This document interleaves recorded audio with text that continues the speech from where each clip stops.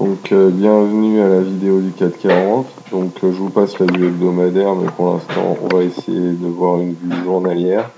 Donc ce qui me paraît intéressant, c'est donc les cadrages noirs qui reflètent bien les cours noirs pointillés. Donc il y en a un qui pourra éventuellement nous intéresser, qui est ce cadrage noir là, on en reparlera tout à l'heure.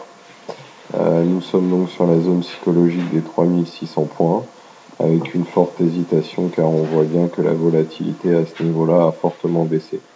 Alors pour moi, il y a une seule chose qui m'intéresse, c'est donc la résistance qui est le Bollinger hebdomadaire, c'est la chose grise que vous avez ici, qui est dans les 3630, 3640.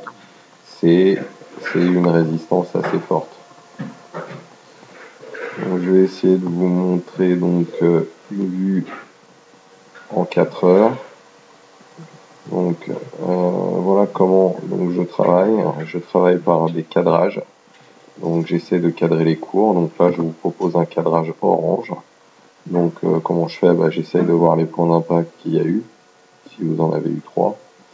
J'essaye de voir les points d'impact qu'il y a eu ici, là, ici. Je trace une flèche que je reporte et ça me donne une future zone de résistance. Alors si je regarde le mouvement haussier qu'on a eu ici, donc moi j'ai tracé un premier cadrage qui est une zone, les traits bleus ici, donc qui délimite la hausse. Alors moi, bon, il y a un mouvement qui est assez intéressant, c'est qu'on a eu un mouvement de hausse, une consolidation, un mouvement de hausse. Donc, si on veut que ce mouvement-là, là, soit égal ici, ça nous emmènerait donc dans la zone des 3640, 3630, enfin, dans cette zone-là.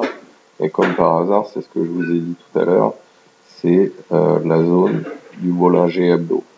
Donc pour moi, la première des résistances se situe ici. Alors après, il y a une zone qui est assez intéressante, qui est une zone donc, du report orange. Et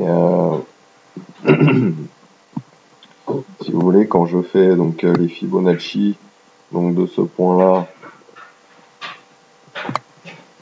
à ce futur point-là, qui est pour moi la résistance la plus proche, on a un point avec une extension de Fibonacci au 127 qui correspond à celui-là.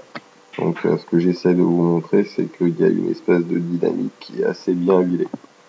Alors, pour les prochains jours, si vous voulez, ce qui m'intéresse, c'est que les Bollinger sont en train de complètement se compresser.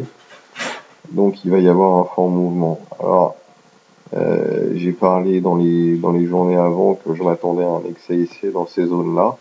Donc ici, c'est déjà la première zone que je vais regarder.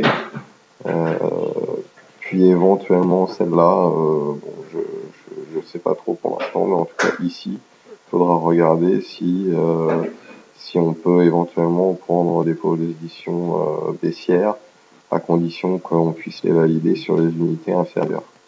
Alors pourquoi des unités baissières?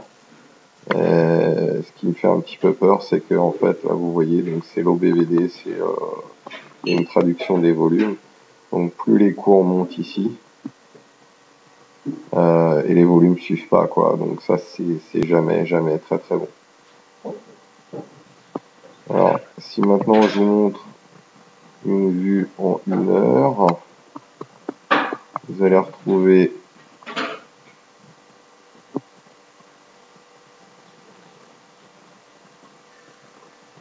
excusez-moi, vous allez retrouver exactement la même compression des cours ici.